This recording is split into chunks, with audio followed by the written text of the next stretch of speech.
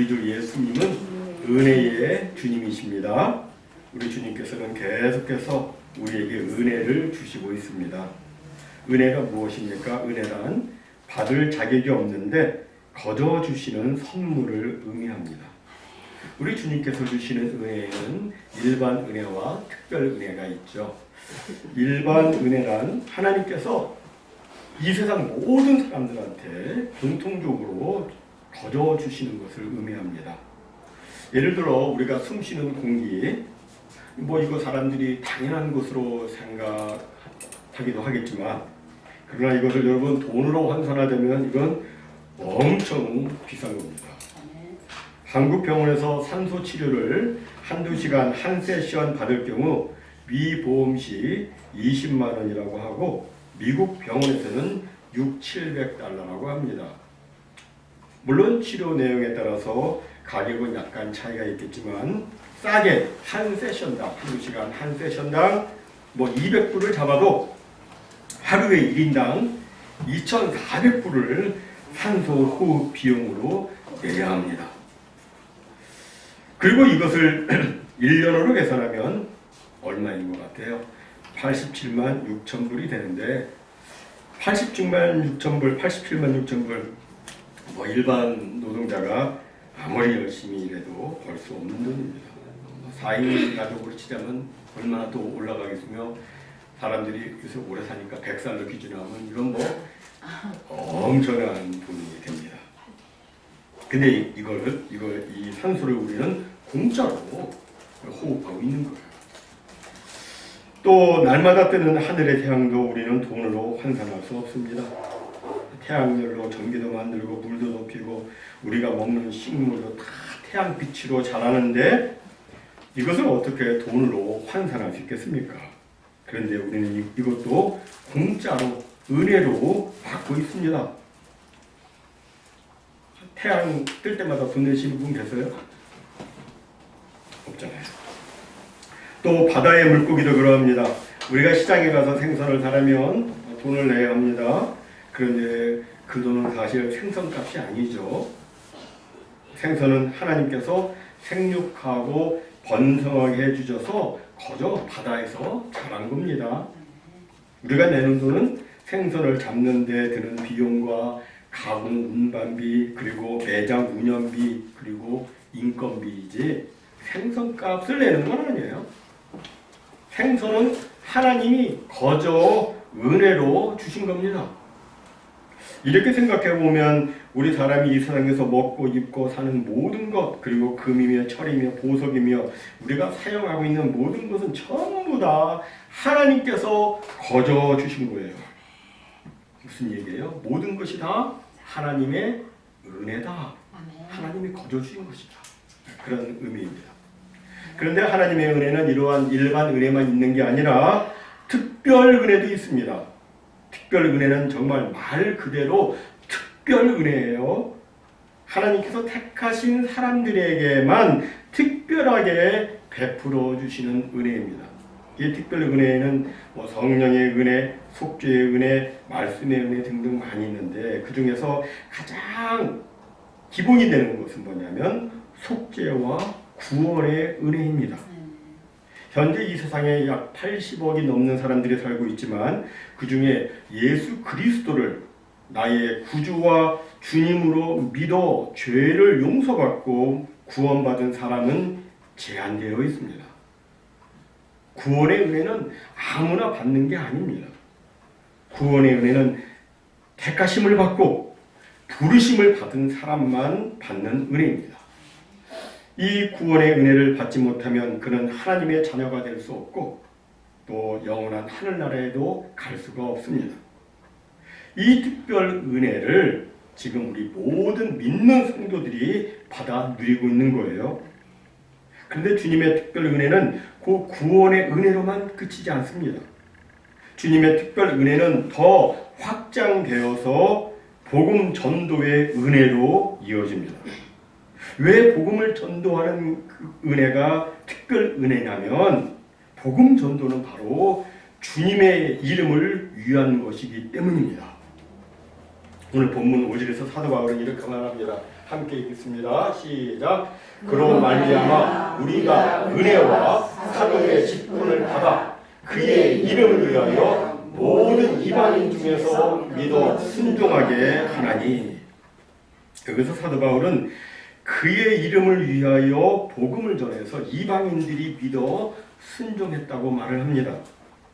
여러분, 우리가 복음을 전하는 것은 우리를 위해서 하는 게 아닙니다. 주의 복음을 전해서 우리를 자랑하려고, 우리 교회가 커졌고 우리 교회 예산이 풍족하게 되었고 이걸 사람들한테 자랑하려고 우리를 위해서 주의 복음을 전하는 게 아니에요. 주의 복음을 전하는 것은 주의 이름을 위해서 하는 겁니다. 우리가 아는 것처럼 사도 바울이 이제 사도로 부르심을 받기 전에 그때는 어떤 일을 했습니까? 예수 믿는 사람들을 잡아 죽이는 그 일에 앞장섰습니다. 그런데 그가 예수님의 은혜를 입어서 구원의 은혜를 받게 되었습니다. 그리고 사도의 직분, 사도로 부르심을 받았습니다.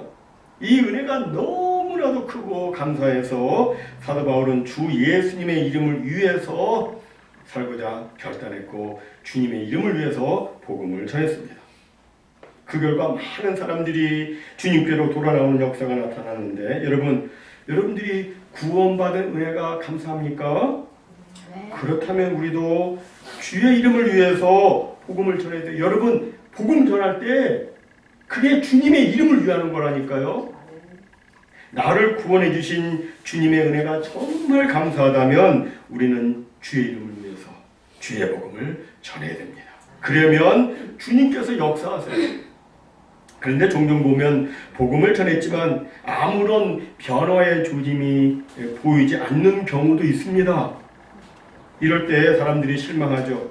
자기는 열심히 복음을 전했는데 그럼에도 결과가 신통치 않거나 아무런 열매가 없을 때 실망을 하곤 합니다. 그러나 실망하지 말아야 될 것은 우리가 뿌린 복음의 씨앗은 결코 사라지지 않기 때문입니다. 우리가 뿌린 복음의 씨앗에는 생명이 있습니다. 생명이 있기 때문에 언젠가는 반드시 조건만 맞으면 열매를 맺게 되어 있습니다. 살아있는 복음의 씨앗과 이를 위한 간절한 기도의 눈물과 그리고 이를 위한 모든 수고의 땀은 결단코 없어지지 아니하고 반드시 열매를 맺어서 사람들이 주 예수님을 믿어 순종하게 되는 날이 이르는 겁니다. 우리는 언제 어떻게 그 열매가 맺혀질지는 우리는 알지 못하죠. 그러나 반드시 그 열매는 맺혀집니다. 이것을 사도 바울은 오늘 본문 6절과 7절에서 이렇게 말합니다. 우리 함께 같이 말씀 읽습니다. 시작. 너희도 그들 중에서 예수 그리스도의 것으로 부르심을 받은 자니라.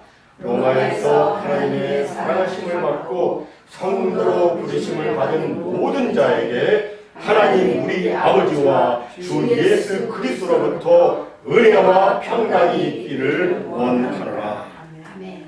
이미 설명드린 대로 로마 교회는 사도 바울이나 사도 베드로가 세운 것이 아닙니다. 언제인지는 정확하지 않지만 어느 누군가가 복음의 씨앗을 뿌렸고 이것이 자라서 하나님의 교회가 되는 거예요. 그런데 여기서 사도 바울은 복음을 믿어 구원받은 사람을 예수 그리스도의 것으로 부르심을 받은 자라고 말하고 있습니다. 그리고 또 나아가서 하나님의 사랑을 받은 자, 그리고 성도로 부르심을 받은 자라고 그렇게 표현을 하고 있습니다. 이에 대해서 우리가 좀 더 살펴보면 우리는 예수 그리스도의 것으로 부르심을 받은 자. 우리는 예수 그리스도의 것이에요. 예수 그리스도의 것이란 말은 예수 그리스도의 소유란 말입니다. 고린도전서 6장 19절과 20절에 보면 우리 몸은 우리의 것이 아니라 값으로 산 것이 되었다고 말씀하고 있습니다. 다시 말해서 하나님께서 값을 치루어서 사셨기 때문에 이제는 내 몸이 내 것이 아니라 하나님의 것이란 의미입니다. 여러분이 어떤 물건을 사기 위해서 그 값을 치루었으면 어떻게 하십니까? 반드시 그걸 가져갑니다. 그죠? 예. 뭐 이런 예를 하나 들어보겠습니다. 어떤 사람이 돈을 치르고 돼지를 샀습니다. 이 돼지를 데리고 가야 되는데 이 돼지가 말을 안 들어요. 안 가려고 합니다. 그냥 들어가가지고서 난 여기가 좋아. 뭐 하면서 그냥 그 안에서 막 돼지 우리를 누르면서 막 다닙니다. 그럼 어떻게 합니까? 그냥 가요? 아니요. 막 땡기고 막 때려서라도 가져갑니다. 그래도 안 가겠다고 하면 어떻게 해요? 묶어서라도 가져갑니다. 값으로 샀으니까. 100원이니까 반드시 가져갑니다. 여러분, 하나님은 우리를 사실 때 값없이 그냥 거저 사신 것이 아닙니다. 당신의 독생자 예수 그리스도의 보배로운 피를 다 흘려서 우리를 사셨습니다. 그렇기 때문에 하나님은 결코 우리를 무가치하게 취급하거나 우리를 버리지 않으십니다. 얼마나 보배로운 예수 그리스도의 피로 사셨어요. 이게 얼마나 귀해요. 근데 그렇게 우리를 사셨는데 우리를 포기해요? 우리를 버려요? 그런 일 없습니다. 하나님은 무슨 일이 있더라도 하나님의 소유된 우리를 반드시 책임지시고 반드시 하나님의 나라로 데리고 가십니다. 또한 우리 복음을 믿는 우리는 누군가 하나님의 사랑을 입은 자들이라고 말씀합니다. 여러분, 우리 하나님의 사랑에는 제한이 없습니다. 하나님은 우리가 어떤 처지에 있든 어떤 종류의 사람이든 제한 없이 그리고 끝까지 사랑하십니다. 이사야 46장 3절과 4절에 보면 이렇게 말씀합니다. 야곱의 집이여 이스라엘 집에 남은 모든 자여 내게 들을지어다. 배에서 태어남으로부터 내게 안겼고 태에서 남으로부터 내게 업힌 너희여 너희가 노년에 이르기까지 내가 그리하겠고 백발이 되기까지 내가 너희를 품을 것이라. 내가 지었은즉 내가 업을 것이요 내가 품고 구하여 내리라. 일반적으로 세상 사람들의 사랑은 세월이 지나가게 되면 변하게 됩니다. 젊고 잘 나갈 때에는 그토록 인기가 많고 다른 사람의 이목구와 관심의 대상이 되었다 할지라도 돈 떨어지고 나이 들어 백발되고 허리가 휘어지게 되면 다들 거리를 둘려하고 귀찮아하는 것이 사람들의 일반적 속성입니다. 그러나 하나님의 사랑은 우리가 노년이 되어도 변하지 않는 사랑이요 백발이 되어도 쇠해지지 않는 사랑입니다. 세상 사람들은 다들 뭐 귀찮게 여겨도 하나님은 절대 그렇게 하지 않으십니다. 하나님의 사랑은 요람에서 무덤까지 영혼까지 끝까지 절대 변하지 않는 사랑입니다. 또 이사야 49장 14절로 16절까지는 이렇게 말씀합니다. 오직 시온이 이르기를 여호와께서 나를 버리시며 주께서 나를 잊으셨다 하였거니와 여인이 어찌 그 젖먹는 자식을 잊겠으며 자기 태에서 난 아들을 긍휼히 여기지 않겠느냐. 그들은 혹시 잊을지라도 나는 너를 잊지 아니할 것이라. 내가 너를 내 손바닥에 새겼고 너의 성벽이 항상 내 앞에 있나니. 흔히 말하기를 이 세상에서 최고의 사랑은 자식에 대한 어머니의 사랑이라고 말합니다. 그러나 자식을 그토록 사랑하는 그 어머니의 사랑이라 할지라도 항상 한 시간도 1초도 빠짐없이 자식을 생각하며 사랑할 수는 없습니다. 뭐 일을 하다가 잠깐씩 자식 생각 잊을 때가 있습니다. 그죠? 평소에는 주로 자식 생각 많이 하지만 뭐 하다 보면 잊을 때가 있어요. 그런데 하나님은 결단코 한시라도 오늘 유진의 글에도 1초도 그런 표현을 쓰셨는데 1초도 잊지 않으시고 사랑해 주신다고 성경은 말씀해요. 항상이에요. 항상. 진정 하나님의 사랑 신성에는 모성애보다 더 강합니다. 하나님의 그 큰 사랑을 우리의 이 작은 가슴과 우리의 이 작은 머리로 어떻게 측량할 수 있겠습니까? 하지만 분명한 것은 우리는 하나님의 그 사랑을 받았으며 또 지금 받고 있다는 사실입니다. 여러분 가운데 혹시 하나님의 나를 잊으신 것은 아닌가? 하나님이 나를 버리신 것은 아닌가? 라는 생각이 드신 분 계십니까? 성경은 분명하게 말씀합니다. 절대 그렇지 않다고 말씀합니다. 우리는 하나님의 사랑을 받은 자입니다. 그리고 우리는 지금도 하나님의 사랑을 받고 있습니다. 여러분들 좋아하시는 당신은 사랑받기 위해 태어난 사람, 당신의 삶 속에서 그 사랑 받고 있죠. 그 찬양 다 아시죠? 그 가사 그대로예요. 우리는 사랑받기 위해서 태어났고 그 사랑 지금도 받고 있습니다. 우리 삶 속에서 계속해서 그 사랑을 받고 있습니다. 또 사도 바울은 이 복음을 믿는 자를 성도로 부르심을 받은 자라고 표현합니다. 성도로 부르심을 받은 자. 여러분, 성도란 무슨 뜻입니까? 성도란 말은 거룩할 성 무리도에서 거룩한 무리, 그런 의미를 가지고 있습니다. 우리가 우리 스스로를 보면 너무나 부족하기 때문에 전혀 거룩한 백성이 아닌 것처럼 여겨질 때가 있습니다. 나를 보니까 나는 성도답지 않아. 그렇게 여길 때가 있습니다. 그러면서 하나님은 우리를 거룩한 성도, 거룩한 무리로 보아주십니다. 왜 우리를 성도로 보아주십니까? 그것은 바로 우리가 하나님을 위해 쓰임받도록 하나님께서 우리를 구별해 주셨기 때문에 그렇습니다. 우리가 구약 성경을 보면 어떤 물건이라 할지라도 하나님을 위해서 구별해서 사용하게 되면 그것은 성물이라고 불렀습니다. 거룩한 물건이 되었습니다. 땅도 하나님을 위해서 쓰게 되면 성지, 거룩한 땅이 되었습니다. 성전의 기명들이 하나님을 위해서 쓰게 될 때 모두 다 거룩하다고, 여러분 성경 계속 읽어보시면 그렇게 나와 있잖아요. 하나님을 위해 쓰면 거룩한 거예요. 우리 사람도 하나님을 위해서 쓰임받게 될 때 성도들이 되는 거예요. 도덕적으로 100% 완벽하게 거룩하여서 거룩한 것이 아니라 하나님이 사용하시려고 죄악된 세상에서 우리를 불러 구별해 주셨기 때문에 우리는 성도가 된 것입니다. 사랑하는 성도 여러분, 우리는 하나님의 나라와 하나님의 영광을 위해서 거룩하게 구별된 성도들입니다. 우리는 이 세상 나라를 위해서 존재하는 사람들이 아니라 하나님의 나라를 위해서, 주님의 이름을 위해서 존재하는 사람들입니다. 따라서 우리는 우리의 언행심사, 우리의 말과 행동과 우리의 생각, 우리의 모든 지체가 하나님 나라에 도움이 되도록, 하나님께 영광이 되도록 우리는 우리 자신을 구별해서 사용해야 되는 겁니다. 우리는 주님의 구별된 성도로서 거룩하고 순전하고 정결하게 살아야 되고, 빛의 자녀들처럼 모든 착함과 의로움과 진실함으로 살아야 합니다. 우리가 이렇게 살 때, 우리가 이렇게 하나님 앞에서 성도로, 주의 거룩한 성도로 살 때, 이렇게 살 때 하나님 우리 아버지와 주 예수 그리스도로부터 은혜와 평강이 우리에게 계속해서 넘쳐나게 됩니다. 은혜와 평강. 은혜는 제가 설교 초두에 이미 말씀드렸고, 은혜가 뭐라고 그랬죠? 하나님께서 공짜로 거저 주시는 선물을 은혜라고 그랬죠. 그럼 여러분, 평강은 무엇입니까?